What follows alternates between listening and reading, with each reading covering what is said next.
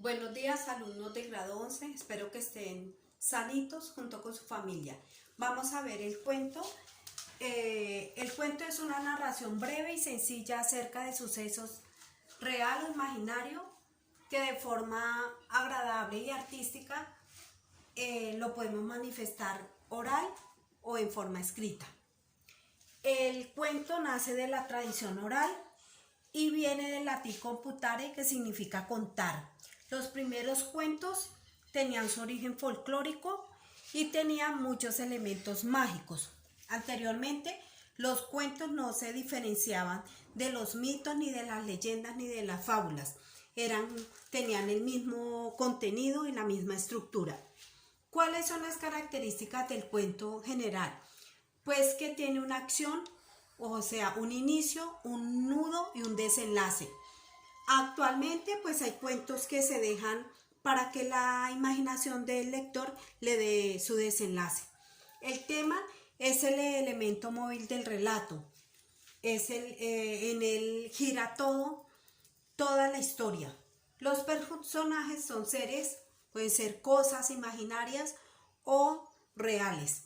Y el ambiente es el escenario donde se desarrolla la historia. También tiene un tiempo que puede ser lineal o fragmentado.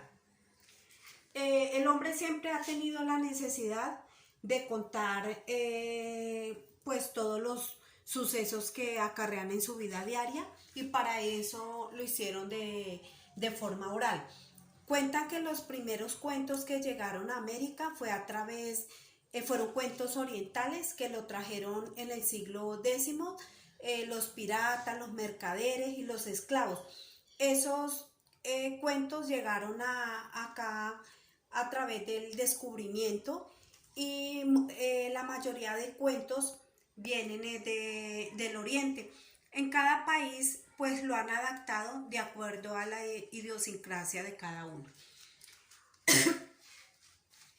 Las formas narrativas que se asemejan al cuento, o sea, las que dieron inicio al cuento como tal, fue el relato sencillo, que como su nombre lo indica, es un relato breve que puede tener o no puede tener desenlace. La leyenda, que es basada sobre seres fantásticos, como se ve en todos los personajes que al leer la Ilíada y la Odisea los podemos descubrir. El apólogo presenta una alegoría con sentido didáctico. En el apólogo generalmente el objetivo era enseñar, y era muy parecido a la moraleja, a la fábula. Dejaba una enseñanza moraleja y generalmente utilizaba animales. La fábula, que ya como todos sabemos, cuyo representante o el padre de la fábula es Esopo. ¿Cuál es el contenido de las fábulas? Pues representar los vicios y las virtudes del ser humano. Las más destacadas son Calila y Digna, y las de Esopo. Utilizaban como personajes animales y tenían una característica principal, que era la personificación. Es decir, cuando los animales sentían, tenían expresiones y comportamientos como las personas. La parábola, que es una narración alegórica mediante una comparación o semejanza de una enseñanza pues moral. Eso se ve mucho en los evangelios que se encuentran en la Biblia.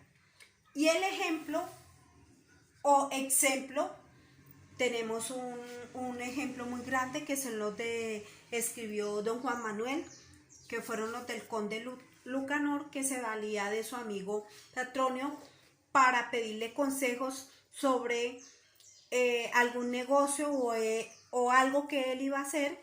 Entonces su amigo Petronio, su servidor, le contaba a manera de un ejemplo una historia, y ahí él determinaba si llevaba a cabo el negocio o tomaba la decisión correcta.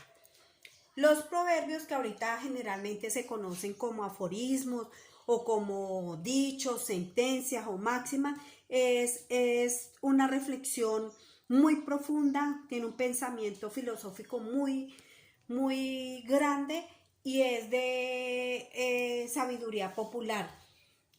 Y antes era una narración breve, actualmente es lo que acabo de comentar. Bueno, muchachos, para la próxima clase veremos, si Dios lo permite, los antecedentes del cuento, sus representantes y las obras de todo lo